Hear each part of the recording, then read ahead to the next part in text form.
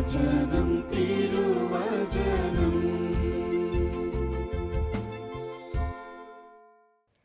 ഈശോ മിശിഹായ്ക്ക് സ്തുതിയായിരിക്കട്ടെ. ഇന്നത്തെ വചനശ്രവണത്തിലേക്ക് നമുക്ക് കടന്നു വരാൻ സാധിച്ചതിന് നല്ല ദൈവത്തിന് നന്ദി പറയാം.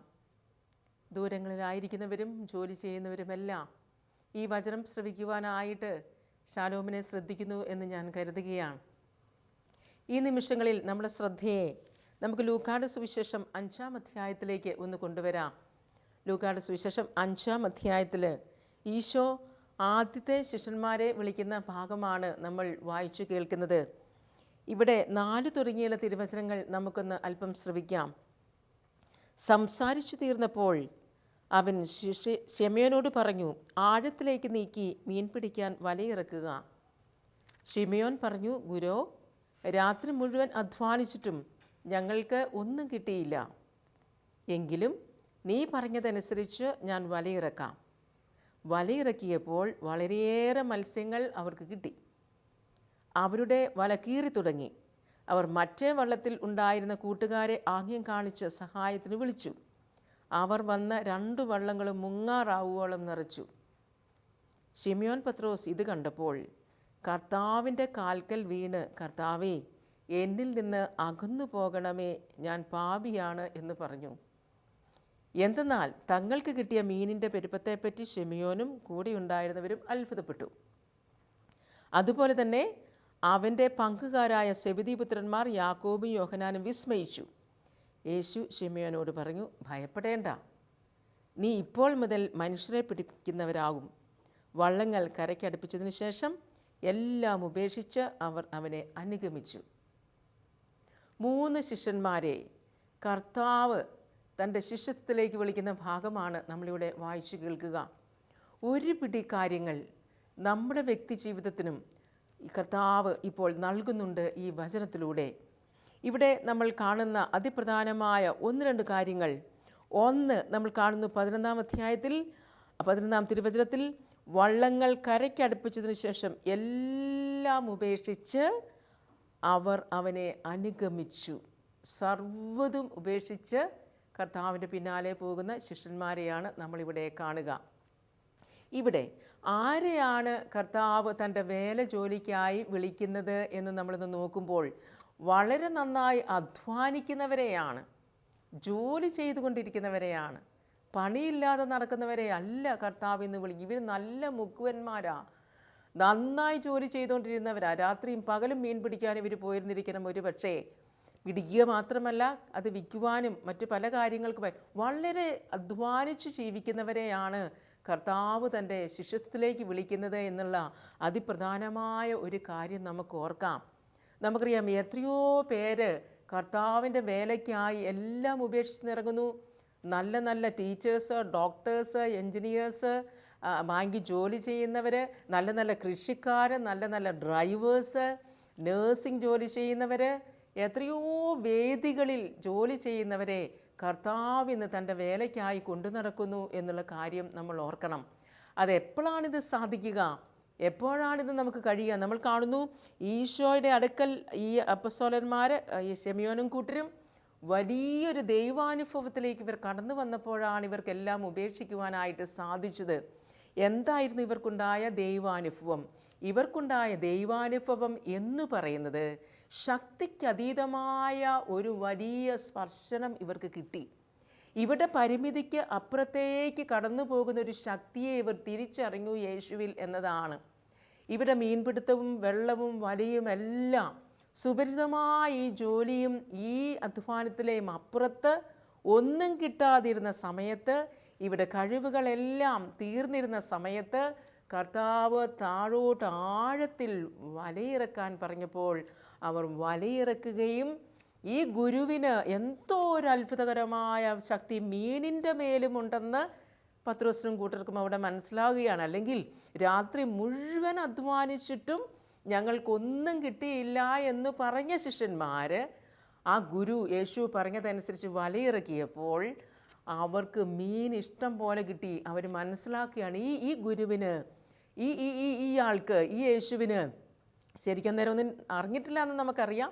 എന്നാലും ആ വലിയ അത്ഭുതകമായ ആ കഴിവ്, ശക്തി, അദൃശ്യ ശക്തി, തങ്ങൾക്കുള്ള കഴിവുകൾ, തങ്ങളുടെ കഴിവുകൾ ഇല്ല എന്ന്, അല്ലെങ്കിൽ ഉപയോഗിക്കാൻ പറ്റുന്നില്ല എന്ന്, ശേഷിയില്ല എന്ന് കരുതിയ നിമിഷങ്ങളിൽ അനുഭവപ്പെട്ട ആ ദൈവാനുഭവമായിരുന്നു ഇവർക്ക് ഈ ഗുരുവിനെ തിരിച്ചറിയാനും പിന്നാലെ കടന്നു വരുവാനുമായിട്ട് സാധിച്ചത്. പ്രിയ സഹോദരങ്ങളെ, നമ്മുടെ പ്രവർത്തന മേഖലകളിൽ ഒരുപാട് തവണ കർത്താവ് ഇറങ്ങി വന്ന് ഇതുപോലെ അത്ഭുതകരമായ രീതിയിൽ ഇടപെട്ട അനുഭവങ്ങളും നമ്മളെ തൻ്റെ ശുശ്രൂഷയ്ക്കായി സ്വന്തമാക്കാൻ അവിടുന്ന് ക്ഷണിച്ച അനുഭവങ്ങളും ഒരുപാട് നമുക്കുണ്ടാവാം. നമുക്ക് ഈ വചനം ശ്രവിക്കുമ്പോൾ ഒന്ന് തിരിഞ്ഞു നോക്കുന്നത് നല്ലതാണ്. നമ്മൾ ഓർക്കുക, നമ്മുടെ ഈ ലോക ജീവിതം പരിമിതികൾ നിറഞ്ഞതാണ്. ചിലപ്പോൾ നമ്മൾ ഓർക്കില്ലേ, എനിക്കൊരു ജോലി കിട്ടിയാൽ, അല്ലെങ്കിൽ ഒരു ഓട്ടോ വാങ്ങിച്ചാൽ, അല്ലെങ്കിൽ ഒരു വീട് വെച്ചാൽ, അല്ലെങ്കിൽ ഒരു ഡിഗ്രി കിട്ടിയാൽ, അല്ലെങ്കിൽ വേറെ എന്തെങ്കിലും കിട്ടിയാൽ എനിക്ക് എല്ലാം ആകുമെന്ന് ചിലപ്പോൾ നമ്മൾ കരുതുന്നുണ്ടാവാം. വിവാഹം നടന്നാൽ, അല്ലെങ്കിൽ ദൈവവിളിയിൽ നിന്ന് പ്രവേശിച്ചാൽ. എന്നാലും ഈ മീൻപിടുത്തവും യേശുവും ശിമയോനും തമ്മിലുള്ള ഈ ബന്ധവും നമ്മളോട് പറയുന്നത് നമ്മൾ വളരെയേറെ പരിമിതികൾ നിറഞ്ഞവരാണ്, കഴിവ് കുറഞ്ഞവരാണ്. നമ്മുടെ എല്ലാ കഴിവുകളും ശൂന്യമാകുന്ന ജീവിതാനുഭവങ്ങൾ നമ്മുടെ ജീവിതത്തിൽ എപ്പോഴും ഉണ്ടാകും. നമ്മുടെ ജീവിതത്തിൽ എപ്പോഴും പരിമിതികൾ ഉണ്ടാകുമെന്നുള്ള കാര്യം ഈ വചനത്തിലൂടെ ഈശോ നമ്മളെ പഠിപ്പിച്ചെടുക്കുകയാണ്. രണ്ടാമതായി നമ്മൾ കാണുന്ന ഒരു കാര്യം ഇതാണ്: മുഴുവനായി സമർപ്പിച്ച് യേശുവിനെ തിരിച്ചറിഞ്ഞ് അവിടുത്തെ വേലയ്ക്ക് വേണ്ടി അവരെ തിരഞ്ഞെടുക്കാനുള്ള ഒരു കാരണം അവരെക്കാൾ കഴിവുകളുള്ള, അവരുടെ പരിമിതിക്ക് അപ്പുറത്തും ദൈവിക ശക്തിയുള്ള ഒരു വ്യക്തിയെ അവർ കണ്ടുമുട്ടി എന്നതാണ് ഒന്നാമത്തെ കാര്യം. രണ്ടാമത്തെ കാര്യം നമ്മൾ കാണുന്ന ഇതാണ്: ഇവരെന്താണ് ഇവിടെ ചെയ്യുന്നത്? ഈ മീനെല്ലാം കണ്ടപ്പോൾ നമ്മൾ ആരെങ്കിലുമാണ് ആ സ്ഥാനത്തെങ്കിൽ മീൻ മിക്കാൻ പോകും അല്ലേ? ഇത്ര നല്ലൊരു രാത്രിയിലും കിട്ടിയില്ല, ഇന്നലെയും കിട്ടിയില്ല, എന്നാൽ പിന്നെ മീൻ കണ്ടപ്പോൾ പത്രോസ് ലീഹ പറയുകയാണ് 8-ാം തിരുവചനത്തിൽ, ശിമയോൻ പത്രോസ് ഇത് കണ്ടപ്പോൾ യേശുവിൻ്റെ കാൽക്കൽ വീണ്, കർത്താവേ, എന്നിൽ നിന്ന് അകന്നു പോകണമേ, ഞാൻ പാപിയാണ് എന്ന് പറഞ്ഞു. നമ്മളാണെങ്കിൽ ഒന്നെങ്കിൽ ഈ ഗുരുവിനെ വട്ടം പിടിക്കും. ഈ ഗുരു കൂടെ ഉണ്ടെങ്കിൽ മീൻ പിടിച്ചാൽ സുഖമല്ലേ, ഇഷ്ടം പോലെ കിട്ടുമെന്നായിരിക്കും നമ്മുടെ ഒരു ചിന്ത. അല്ലെങ്കിൽ നമ്മൾ എന്തു ചെയ്യും? ഈ കിട്ടിയ മീനേയും കൊണ്ട് നമ്മൾ സ്ഥലം വിടും വിൽക്കുവാനായിട്ട്. ഇഷ്ടം പോലെ കാശ് കിട്ടുന്ന ഒരു സമയമായത്. ഇവിടെ പത്രോസ് പറയുന്നു, അതൊന്നുമല്ല, തൻ്റെ ആ ഇല്ലായ്മയെക്കുറിച്ച് ജീവിതത്തിൽ എന്നും നമ്മൾ കാത്തു സൂക്ഷിക്കേണ്ട ഒരു കാര്യമാണ് പത്രോസ് ശ്ലീഹ ഇവിടെ നമ്മളെ ഓർമ്മപ്പെടുത്തുന്നത്. ഞാൻ പാപിയാണ്, ഞാൻ പാപിയാണെന്നുള്ള ഒരു ചിന്ത ജീവിതത്തിലുടനീളം നമ്മൾക്ക് വലിയ കരുത്ത് നൽകുന്ന ഒരു കാര്യമാണ്. ഞാൻ പാപിയാണ് ഗുരുവേ, നമ്മൾ തമ്മിലുള്ള ബന്ധം ശരിയാകത്തില്ല. ഈ പാപിയും ഈ വിശുദ്ധനും തമ്മിലുള്ള ബന്ധം, ഈ പാപിയും ഈ പുണ്യവാനും തമ്മിലുള്ള ബന്ധം ശരിയാകത്തില്ല. അതുകൊണ്ട് പറയുന്നത് ഇതാണ്: എന്നിൽ നിന്ന് അകന്നു പോകണമേ. ഇങ്ങനെയുള്ളവരെയാണ് കർത്താവിന് ഇഷ്ടം. കർത്താവിന് ഇഷ്ടം ഇതാ. നമ്മളോടെങ്ങാനും വല്ലവരും ഞാൻ പാവിയാണ്, ഉള്ളൊരു കൊള്ളരുതാത്തവനാണ്, കുർത്തക്കേട് കാണിച്ചിട്ടുണ്ട്, എന്നെ ഒന്നിനും കൊള്ളിയേല എന്നൊക്കെ പറഞ്ഞാൽ നമ്മൾ പതുക്കെ സ്റ്റാൻഡ് വിടും, അവിടെ നമ്മൾ വിട്ടുപോകും. ഈശോയ്ക്ക് അങ്ങനെയൊക്കെ ഉള്ളവരെ ഇഷ്ടം.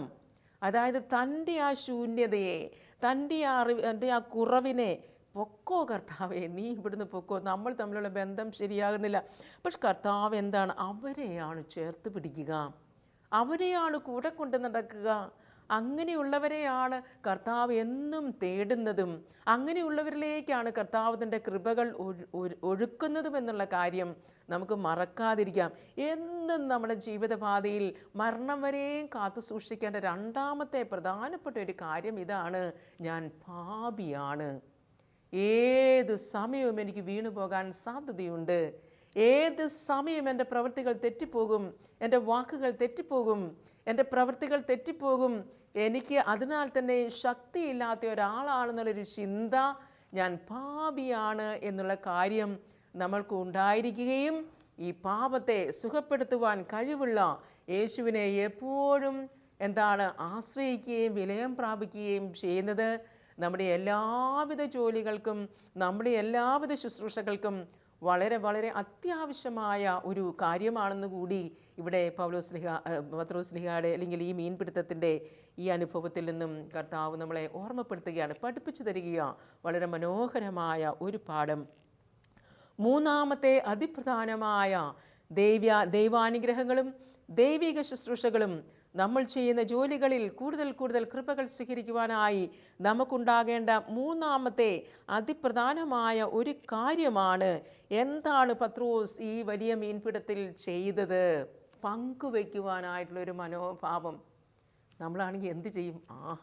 ഇനി 1 മാസത്തേന് ഇനി കടലിൽ വരേണ്ട ആവശ്യമേ ഇല്ല, ഇതെല്ലാം ഞാൻ സൂക്ഷിച്ച് വെച്ചിട്ട് പതുക്കെ പതുക്കെ പതുക്കെ പതുക്കെ കൊടുക്കും, എനിക്ക് ഇനി എങ്ങോട്ടും പോകണ്ട, എനിക്ക് ആവശ്യത്തിന് ഇഷ്ടം പോലെ ഉണ്ടാക്കി വെച്ചിരിക്കുകയാണ്, കിട്ടിയിരിക്കുന്നു. ഈ ഒരു മനോഭാവമാണ് സ്വാഭാവികമായിട്ടും മനുഷ്യനിൽ കടന്നു വരേണ്ടത്. പക്ഷേ ഇവിടെ എന്താണ്? ശിമയോൻ പത്രോസ് ഇത് കണ്ട് എന്താണ്? കൂട്ടുകാരെ ആംഗ്യം കാണിച്ച് സഹായത്തിന് വിളിച്ചു.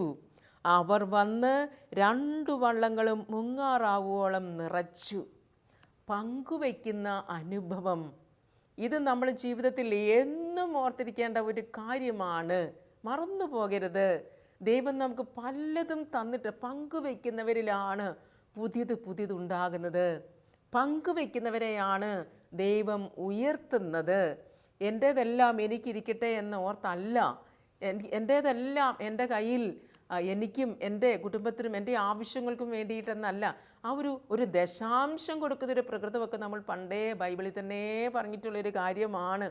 ഇതൊക്കെ നമുക്ക് ഓർമ്മയിലേക്ക് കൊണ്ടുവരുവാൻ ഈ വചനഭാഗം നമ്മളെ സഹായിക്കണ്ടേ? ഈ വചനഭാഗം നമ്മളെ സഹായിക്കുന്നുണ്ട്. കൊടുക്കുന്ന ഒരു മനോഭാവം, പങ്കുവയ്ക്കുന്ന ഒരു മനോഭാവം. അവരും അവിടെ കിടന്ന് അധ്വാനിക്കുക. അതാ യാക്കോബും യോഹന്നാനും അവരും നമ്മളെപ്പോലെ അധ്വാനിച്ച് അവർക്കും ഒന്നും കിട്ടാതെ അവരിങ്ങനെ ബുദ്ധിമുട്ടി നിൽക്കുകയാണ്. എന്താ അവർക്ക് കൊടുത്തേക്കാം? അവരെയും കൂടെ വിളിച്ച് അവരെ സഹായിക്കുന്നത് ഒരു മനോഭാവം. ഞാൻ ഓർക്കുകയാണ്, ഒരമ്മയ്ക്ക് 3 മക്കളാണ്. അതിൽ ഒരു മൂത്ത മകൻ അധികം പഠിച്ചിട്ടും ഒന്നുമില്ല. പക്ഷെ ബാക്കി മക്കൾക്കും ബാക്കിയുള്ള പെൺമക്കൾക്കും അവർക്കൊക്കെ ഒരുമാതിരിയൊക്കെ നല്ല കാലമാണ്. അപ്പോൾ ഈ അമ്മ പറയുന്ന ഒരു കാര്യം, ഈ അമ്മ മറ്റു മക്കളോട് പറയുന്ന ഒരു കാര്യം ഞാൻ കേട്ടിട്ടുണ്ട്.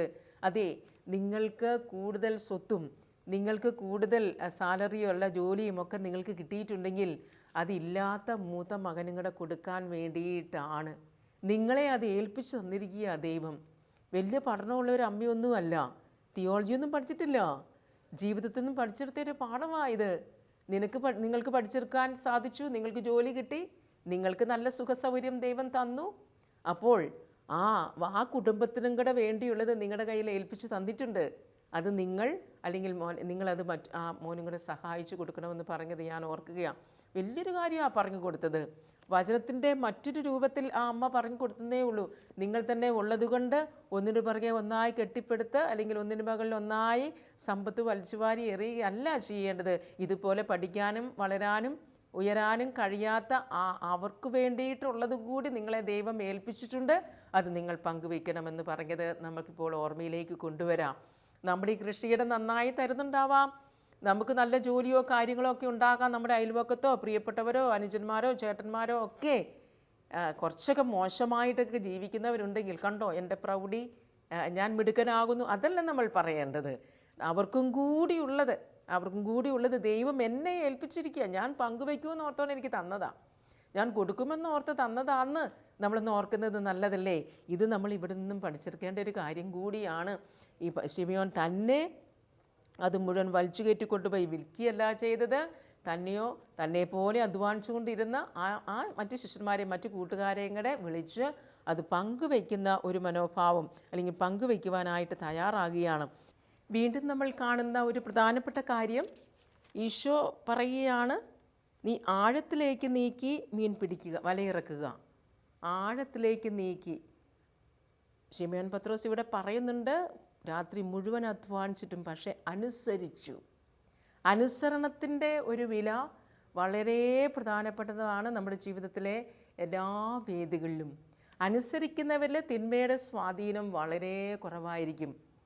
അനുസരിക്കുന്നവരെ സാത്താനും വലിയ ഭയമാണ്. നമ്മൾ പലരെയും ജീവിതത്തിൽ അനുസരിക്കുവാൻ കടപ്പെട്ടിട്ടുണ്ട്. പലരോടും നമ്മുടെ ജീവിതം ബന്ധപ്പെട്ടാണ് നിൽക്കുന്നത്. ചെറുപ്പകാലങ്ങളിൽ നമ്മൾ മാതാപിതാക്കളെ അനുസരിക്കണം. പിന്നീട് നമ്മൾ ജീവിതാന്തസ്സിൽ കയറുമ്പോൾ ജീവിത പങ്കാളിയെ ഒരു പരിധിവരെ നമ്മൾ അനുസരിക്കേണ്ടി വരും. പിന്നീട് വരുമ്പോൾ മക്കളെ ഒക്കെ പല വേദികളിലോ ഓഫീസുകളിൽ സ്ഥാപനങ്ങളിലോ ഒക്കെ അനുസരണത്തിന് വളരെ വലിയ വിലയുണ്ടെന്ന് ഇവിടെ ശിമയോൻ്റെ ജീവിതം നമുക്ക് കാണിച്ചു തരികയാണ്. അനുസരിച്ചതുകൊണ്ട് എന്തുണ്ടായി? വലിയ ദൈവാനുഭവം. മീൻ കിട്ടതല്ല ഇവിടുത്തെ പ്രധാനപ്പെട്ട കാര്യം. തൻ്റെ ജീവിതത്തിൻ്റെ മുഴുവൻ എവിടെയാണോ തൻ്റെ ജീവിതം തിളങ്ങാൻ ദൈവം ഈ ഭൂമിയിൽ വെച്ചിരുന്നത്, ശിമയോൻ പത്രോസ് സഭയുടെ അധികാരിയായി തിളങ്ങേണ്ടയാളുടെ ആദ്യത്തെ ആ ഒരു കാൽവെപ്പ് നടന്നത് അനുസരണത്തിലാണ്. ആ അനുസരണത്തിലൂടെയാണ് ഈ മനുഷ്യൻ പടിപടിയായി പോകുന്നത് എന്ന് നമ്മൾ കാണുകയാണ്. നമ്മുടെ ജീവിതത്തിൽ ഒരുപാട് കാര്യങ്ങൾ പഠിച്ചെടുക്കേണ്ടതുണ്ട് അനുസരണത്തിലൂടെ. നമ്മൾ ആദ്യമേ നോ പറയും, എനിക്ക് പറ്റില്ല എന്ന്. തീർന്നു അവിടെ ദൈവാനുഗ്രഹം. ആദ്യമേ നമ്മൾ യേസ് പറഞ്ഞാൽ അവിടെ ദൈവിക പ്രവർത്തനങ്ങൾ തുടരുകയാണ്. അപ്പസ്തോല പ്രവർത്തനങ്ങൾ നമ്മൾ കാണുന്നില്ലേ? 2-ാം അധ്യായം 41-ാം തിരുവചനത്തിൽ പത്രോസ് ലീഹായുടെ ആദ്യത്തെ പ്രസംഗത്തിൽ, അപ്പസ്തോല പ്രവർത്തനങ്ങൾ 2-ാം അധ്യായത്തിൽ 41-ാം തിരുവചനത്തിൽ നമ്മൾ ഇങ്ങനെ വായിക്കുന്നുണ്ട്. പത്രോസിൻ്റെ പ്രസംഗം കേട്ട് എത്ര പേര് മാനസാന്തരപ്പെട്ടെന്നാണ് നമ്മൾ കാണുന്നത്. അവിടെ നമ്മൾ വായിക്കുന്നത്, അവൻ്റെ വചനം ശ്രവിച്ചവർ സ്നാനം സ്വീകരിച്ചു. ആ ദിവസം തന്നെ 3000-ഓളം ആളുകൾ അവരോട് ചേർന്നു. ആദ്യത്തെ മീൻപിടുത്തവും ആദ്യത്തെ മനുഷ്യരെ പിടുത്തവും ഏകദേശം ശിമയോൻ പത്രോസ് ഓർത്തിട്ടുണ്ടാവണം. അന്ന് എത്രയാ മീനെന്ന് നമുക്ക് കണക്കില്ലായിരുന്നു. പക്ഷേ 2 വലകൾ നിറയാൻ മാത്രം കിട്ടിയത് ആദ്യത്തെ പ്രസംഗത്തിൽ. കണ്ടോ? അവൻ്റെ വചനം ശ്രവിച്ചവർ സ്നാനം സ്വീകരിച്ചു. ആ ദിവസം തന്നെ 3000-ഓളം ആളുകൾ അവരോട് ചേർന്നു. അത്ഭുതകരമായ മനുഷ്യരെ പിടുത്തം അവിടെ നടക്കുകയാണ്. പ്രിയപ്പെട്ട സഹോദരങ്ങളെ, നമ്മുടെ വ്യക്തിത്വത്തിന് ആവശ്യമായ നിർദ്ദേശങ്ങളും തിരുത്തലുകളും നമ്മുടെ ജീവിതത്തിന് ആവശ്യമായ വിജയങ്ങളും ഒക്കെ നേടിയെടുക്കുവാൻ നമ്മൾ ശ്രദ്ധിക്കേണ്ട ഒരു പിടി കാര്യങ്ങൾ ഈ ഭാഗത്തു നിന്ന് നമുക്ക് വായിച്ചെടുക്കുവാനായിട്ട് സാധിക്കും. അനുസരിക്കണം.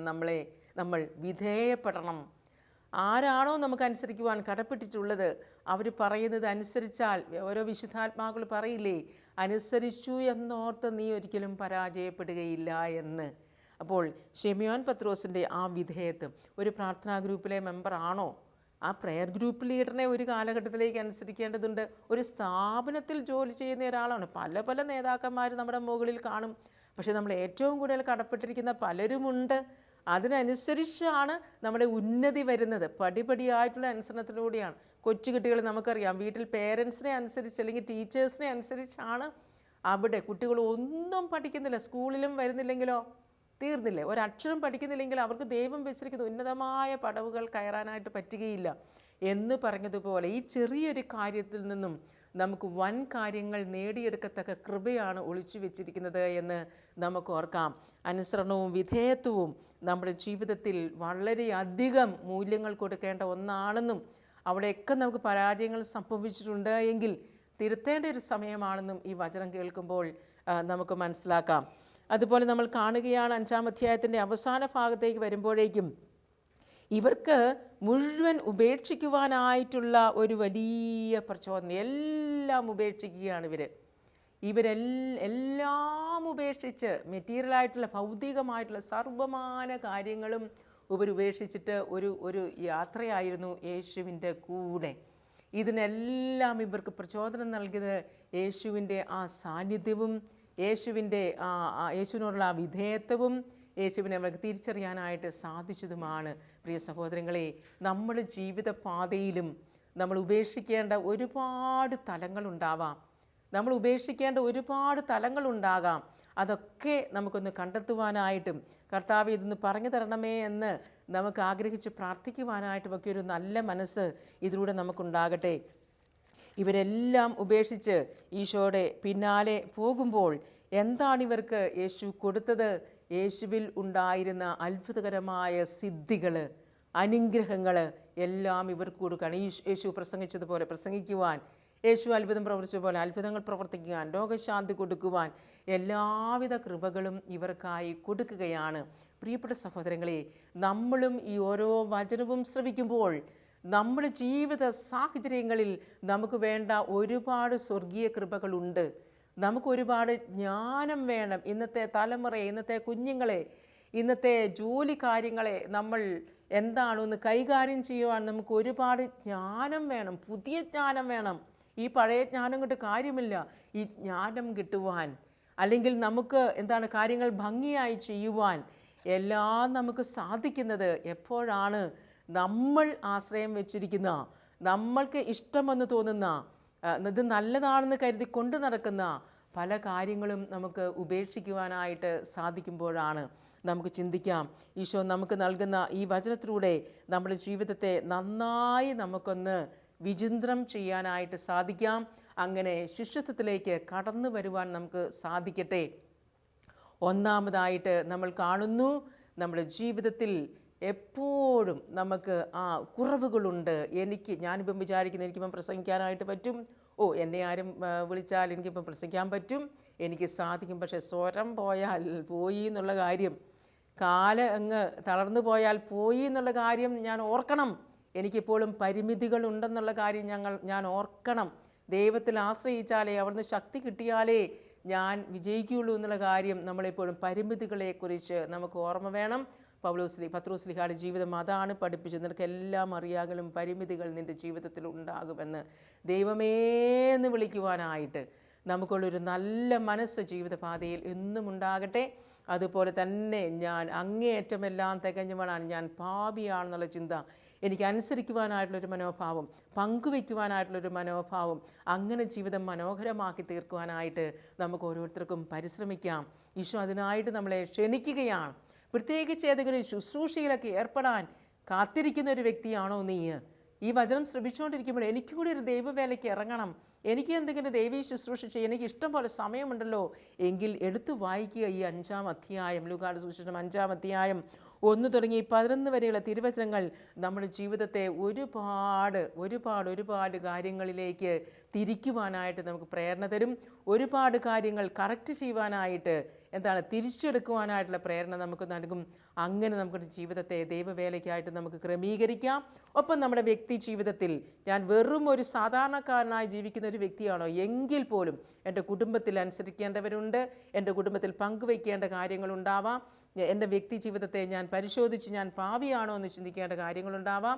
അതുപോലെ തന്നെ നമ്മൾ ഓർക്കണം, ഈശോയോട് കൂടെ ജീവിക്കാതെ എന്നെ ഏൽപ്പിച്ച ഉത്തരവാദിത്തങ്ങൾ, എൻ്റെ കുടുംബജീവിതമോ എൻ്റെ സമർപ്പണ ജീവിതമോ ഏത് ജീവിതമാണെങ്കിലും എനിക്ക് വിജയിക്കാൻ പറ്റുകയില്ല എന്ന്. ഇനി നമ്മൾ ഓർക്കേണ്ട മറ്റൊരു കാര്യം, ഞാൻ എപ്പോഴും ദൈവം ഏൽപ്പിച്ച സ്ഥലത്ത് ബിസി ആയിരിക്കുക. എന്നെ ഏൽപ്പിച്ച ദൗത്യം നീ ഒരു തലമുടി വെട്ടുന്ന ഒരാളാണെങ്കിൽ നീ നന്നായി അത് ചെയ്യുക, നിനക്ക് അവിടെ കൃപ കിട്ടും. നീ ഒരു ഡ്രൈവറാണോ, വൃത്തിയായിട്ട് ഡ്രൈവിങ് നടത്തുക, ആർക്കും അപകടങ്ങൾ വരുത്താതെ, അവിടെ നിനക്ക് കൃപകൾ കിട്ടും. നീ എവിടെ നിൽക്കുന്ന, നീ നിലം തുറയ്ക്കുന്ന ഒരാളാണോ, ഈശോയ്ക്ക് ജോലി എന്താണെങ്കിലും നീ വളരെ ആത്മാർത്ഥത നിറഞ്ഞ വിശ്വസ്തനായൊരു വ്യക്തിയാണോ എന്നാണ് കർത്താവ്, അവരെയാണ്, ജോലി ചെയ്യുന്നവരെയാണ് കർത്താവ് എപ്പോഴും തൻ്റെ വേലയ്ക്കായി, തൻ്റെ ശുശ്രൂഷയ്ക്കായി വിളിക്കുക. അലസത വെടിഞ്ഞ് ധീരമായി നമ്മളെ ഏൽപ്പിച്ച ജോലികൾ വിശ്വസ്തയോടെ ചെയ്യുമ്പോൾ ദൈവത്തിൻ്റെ കൃപകൾ, അനുഗ്രഹങ്ങൾ നമ്മുടെ ജീവിതത്തിൽ കടന്നു വരും. കർത്താവെ, അതിനുള്ള കൃപ നൽകണമേ എന്ന് നമുക്ക് ആത്മാർത്ഥമായിട്ട് പ്രാർത്ഥിക്കാം. ഈശോയെ, ഞങ്ങൾ തിരുമുൻപിൽ ഞങ്ങളുടെ ജീവിതങ്ങളെ സമർപ്പിച്ച് പ്രാർത്ഥിക്കുന്നു. പത്രോസിൻ്റെ ജീവിതാനുഭവം ഞങ്ങൾക്കായി ഇന്ന് അങ്ങ് ഞങ്ങൾക്ക് നൽകിയതാണല്ലോ. ഞങ്ങളുടെ ജീവിതത്തിൽ ഞങ്ങൾ ശ്രദ്ധിക്കപ്പെടേണ്ട മേഖലകൾ, ഞങ്ങളുടെ പരിമിതികളെക്കുറിച്ചുള്ള ഓർമ്മകൾ, ഞങ്ങൾ പാപികളാണെന്നുള്ള ചിന്തകൾ എല്ലാം നീ ഞങ്ങൾക്ക് നൽകി. ജോലി കാര്യങ്ങളിൽ വിശ്വസ്തരായിരിക്കണമെന്ന് കർത്താവെ, അതുപോലെ തന്നെ പങ്കുവയ്ക്കേണ്ട അനുഭവങ്ങൾ എല്ലാം നീ ഞങ്ങൾക്ക് പഠിപ്പിച്ചു തന്ന് ഞങ്ങളുടെ ജീവിതത്തെ ഇന്ന് പ്രചോദിപ്പിച്ചതിനെ ഓർത്ത് നന്ദി പറയുന്നു. ഈശോയെ, നിനക്ക് വേണ്ടി ജീവിക്കുവാൻ നീ ഞങ്ങളെ പഠിപ്പിക്കണമേ. കുറച്ചും കൂടി ഞങ്ങളുടെ ജീവിതം മനോഹരമാക്കുവാൻ നീ ഞങ്ങളുടെ ജീവിതത്തെ എടുത്തുപയോഗിക്കണമേ. പരിശുദ്ധമേ, സ്വർഗീയ മാതാവേ, മക്കളായ ഞങ്ങൾക്ക് വേണ്ടി പ്രാർത്ഥിക്കണമേ. നിത്യപിതാവും പുത്രനും പരിശുദ്ധാത്മാവുമായ സർവേശ്വര, ആമേൻ.